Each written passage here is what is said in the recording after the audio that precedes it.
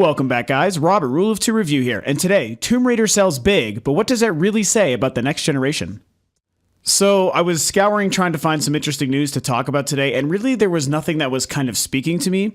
So what I've decided to do is take a news story that somebody else had kind of put together and kind of spin that to a philosophical kind of conversation about something going on currently relevant in the gaming space relating to the next generation, as you could tell by my intro. I like to do that every once in a while, especially on the videos now that I've been doing this for a while, to talk about something that is more about the state of one aspect of gaming, not so much this particular news story, this particular game, this person said this was announced this, that, release dates and whatnot, which of course I love that stuff. But today I kind of was inspired to talk about something a little bit different. So over the past few months, Tomb Raider, the Definitive Edition, has been a large part of the video game conversation, especially a large part of the next-gen video game conversation. As we know, it was revealed at VGX a few months ago, and it was this big deal that was meant to help be one of the first big releases to push the power and the potential of the two newest next-generation machines, the PS4 and the Xbox One. There was a lot of hype and buzz about it. Some people were really excited about it, others weren't. I myself went back and forth consistently, as I've talked about in these videos on my channel before, and I won't run it into the ground. But I was a huge fan of the original release last year the original last gen release of it, not the original, because the 1996 version is still, in my opinion, the superior Tomb Raider version. But that aside, I loved last year's game, and I've been waiting I own a Wii U, but I don't quite yet own a PS4 or an Xbox One. I will next month. And so the idea of, finally getting the first of those next two systems and then, potentially picking up this definitive edition of a game I loved so much was really exciting. The more I learned about it and saw on it, the less excited I was overall, and kind of decided it just simply wasn't going to be for me. So that gets me to the news story that I saw that inspired me to talk about what I wanted to talk about today. This comes from Rich at Review Tech USA. He is somebody who I've referenced a few times on the videos as well. He is an amazing fellow, and he has a wonderful news channel that is called exactly that, Review Tech USA, that you can find on YouTube. I'll link him below. He was somebody who helped kind of, as I'd said before, inspired me to want to turn the Rule of Two Review podcast, the One Big podcast, into the Rule of Two Review gaming channel on the network here on YouTube. So I really, really appreciate that guy, and I love what he does and how he shares his opinion. So go and check him out. I'll even link the video in question below. Getting to it. The video he released a few days ago was something relating to sales of the Tomb Raider Definitive Edition, which has now been out for a few weeks. He's had very, very strong vocal opinions about this overall, and not the biggest fan of the concept behind the Definitive Edition. And that's all I'll say. I don't want to sit here and make a piece, talking about Rich and his opinions. I love the guy. His videos are great. This is a good video, but it inspired what I wanted to talk about today. So what has happened with the Definitive Edition since it's been released is that the PlayStation 4 version has sold, I think, remarkably better than the Xbox One version. I think it was like 60 to 40% or 70 to 30%, something in that range. And that, of course, stems from the very public information a few weeks ago. I myself also made a video about it, that it was shown that the PlayStation 4 version of the game was going to run in 60 frames per second, whereas the Xbox One version was going to run in 30. And that became quite a controversy for a week or so. That was a huge conversation, a lot of backtalk, back and forth. People using it to defend their system and to slight the other system between those two. And it was just, that on top of already the very strong feelings people had on both sides of the fence of the game anyway, created a lot of discussion about the game. I kind of gave you my impressions already here about what I felt about the game and the concept of it. So, in the video that I was referencing and a lot of the stuff that I've read through this, and even, all the conversations going on about the next gen right now, people have started talking about, Microsoft is in trouble with the Xbox. They're not getting their game to run at 60 frames per second, whereas the competition's does, and that sells better. Microsoft has messed up. The Xbox One just isn't as powerful, and it's going to consistently make the game that's just that small little iota of a difference less good than the other version. And they're going to maybe always sell just a few less copies, or even a lot less copies than the competition, the direct competition, the PlayStation 4. And Microsoft is in trouble. trouble. Sony's doing amazing. Well, not Sony, because Sony as a company is not, but the PlayStation 4 is doing amazing. The Xbox One is just in trouble, and Microsoft made all these mistakes, blah, blah, blah, and then there's the whole Nintendo conversation, but that's not what we're talking about today. So that thread of thinking, everything that I just said, is kind of the crux of the problem, I think. And it's something that I've had very strong feelings about this whole last year. Basically, since the Wii U launched, all the controversy around that platform, all the way up to the two other consoles launching a few months ago and the controversy around them and everything here. The problem that I'm seeing, and I do very much see it as a problem, you guys can tell me if you agree or disagree, is that we are only looking at the console nowadays, only looking at the console and the company who is sitting at what we would consider number one to be the only ones doing anything right, and everyone else is in a massive amount of trouble. So let me explain a little bit deeper. According to this logic, this train of thought, the PlayStation 4 version of a game might run a little bit better and sell a lot better than the two competitions. Hence, they're both in trouble. The Xbox One and the Wii U are in trouble because the PlayStation 4 version of a game sells way better. And the Xbox One is in trouble because the PlayStation 4 version of a game might be a little bit better, might run a little bit better, might be in 1080, whereas the Xbox is in 720, blah, blah, blah, blah, blah.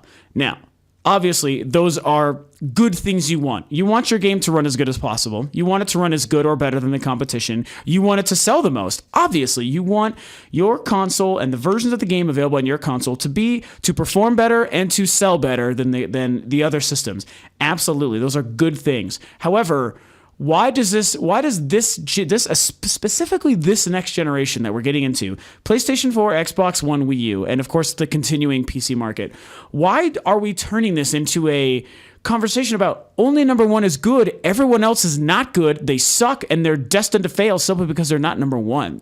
I don't understand why we've gotten to this point where we can't consider three different systems selling in three different orders, like one sells the best, the second best, and the third best. And then why is it only number one that's considered successful? Last generation is a good example. So let me help further put this in perspective, just in case the point I'm trying to make is a little bit confusing.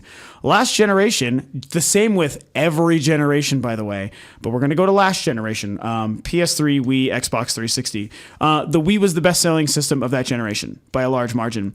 Until the very, very tail end, when it kind of didn't really matter anymore, the Xbox 360 was the second best selling, and the PlayStation 3 was the third best selling. So when you consider those three places, place number one for Nintendo, place number two for Microsoft, place number three for Sony, when you consider those, you stretch those out over the period of the 6 or 7, 8 years or so that generation lasted. And when you look at the final numbers, the Wii had over 100 million, the 360 had 70 to 80 million, and then PlayStation 3 had just a smidge below that, say, 70 million or something.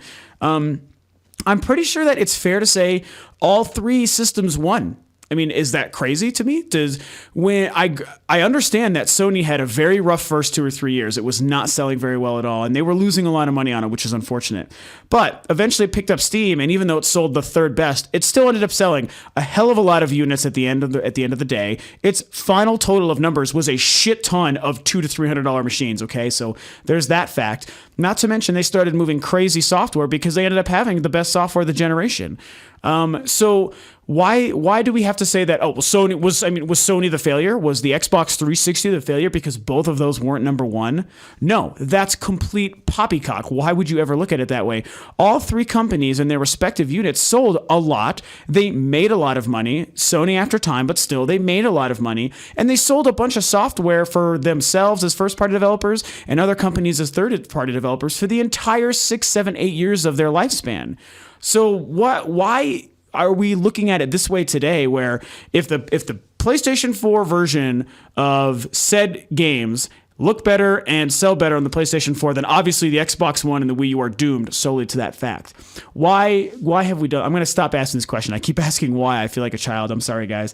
But do you see my point is what I'm trying to get at. I think that with this generation that we're currently in, that is just beginning, a lot of things could happen when it comes to the three consoles.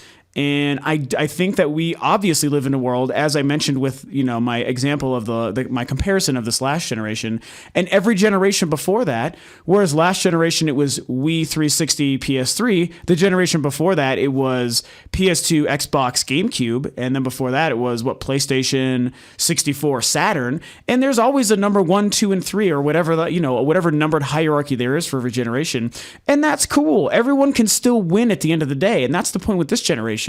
Let's say, we know that the Wii U is the one that's been struggling, even though it still, as of right now, has more units in people's homes, but that's because of the year head start. So at the end of this generation, if the PlayStation 4 sells the most and the Xbox One sells the second most and the Wii U sells the third most, and I actually think that's going to be reversed, my personal prediction is going to be PlayStation 4, then Wii U, then Xbox One at the end. But regardless, let's just pretend, for the sake of argument, if that's the hierarchy we get, PS4, Xbox One, Wii U, provided that, the PS4 can sell 100 million units, that's great. It's obviously done really fantastic for itself. If the Xbox One sells 80 million and the Wii U sells 60 or 70 million, I'm pretty sure that all three of those systems will have sold a lot, put a lot of their units in millions of people's homes. That's 60 to 100 million people for each of those consoles. That's a lot of people playing those systems, and that will move a ton of software. I'm pretty sure that in all three of those companies will have had successful systems. We should be able to look at a console selling 60 or 70 million in its life cycle as very successful for that respective company and that respective console. Its place in the order of things that we seem to be so bent out of shape on comparing and putting on a pedestal really won't matter. 60 million units, millions and millions and hundreds of millions of software units sold. Nintendo or Microsoft, whoever that third place is, probably still going to be sitting in a pretty good position. So why do we have to be looking at anyone as a failure? There is room in this industry, as we've been proving the last few generations. There's room for these three guys. There's room for three companies. There was a period where we thought maybe there was room for four when Sega was still dabbling in it. And I guess that was proven not the case. But the current three, Nintendo, Microsoft, and Sony, we've got room for them all. Microsoft and Sony are doing stuff very similar. And on top of that, they're also both chasing the PC market. So they're trying to do what the PC is doing, which is unfortunate. But regardless, they have their own unique systems they're unique to Nintendo. They're not unique to themselves. Nintendo has their own unique thing. So we've got these four different ways to play games and consume games, between Nintendo's platform, what Sony and Microsoft are doing, lumped together, of course, and then what the PC is doing, so everyone's doing their own kind of things, sort of. We've got all these different options and abilities and control capabilities and online networks that are being given to us in different ways. Steambox is going to be coming soon. There's obviously room for everything because everyone can get different gaming experiences and different levels of satisfaction out of different things. We don't have to make this the competition that it is. So let me bring it back around because this whole thing was a tangent, as it was initially meant to be anyway. Per Rich's video about Tomb Raider, I think that it's great that the PS4 version sold better. At the end of the day, even though I think for Tomb Raider, the frames the FPS really doesn't matter, as I touched on my previous video. If there's a better running version on the PS4, then awesome. I'm glad the PS4 could do it. I guess I'm glad it sold well. But I'm pretty sure that the amount of units sold on the Xbox One in and of themselves is still fine. I'm willing to bet that Square Enix is probably still happy with that.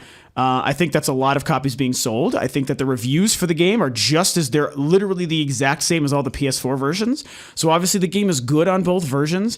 And the Xbox One was able to pump out, apparently a pretty darn good looking and fun next gen upgrade of a last gen game. And I think that that's what needs to matter the most. So if it couldn't get 60 frames per second, so what? Who cares, man? I mean, if the game releases and is good, that's what matters the most. I don't think that the Xbox One, if it's going to be doomed for failure, it's going to be doomed because of Microsoft making other stupid, shitty business practices, like they were trying to do. Assuming that they don't do that, the Xbox One is going to be flipping fine. Even if it comes in at number 2 or 3, it won't matter. People don't have to lose their minds over these numbers and be so obsessed with, what place is this system and what place is that system? Well, this is the number 1 and this one must be eating the shit out of the other one because they're all a bunch of fuck ass. Like, who cares, People need to, that was, yes, my stupid gamer impression. So hopefully that was entertaining. We don't have to be obsessed with this, you guys. That's my opinion. Not everyone's going to agree. A lot of you guys who might click and watch this video, you may completely disagree with me and think that I'm being a complete ass, and that's fine, But that's how I believe, and I believe pretty strongly in that. The bottom line is, in summary, to finally end this video, there's room for all three.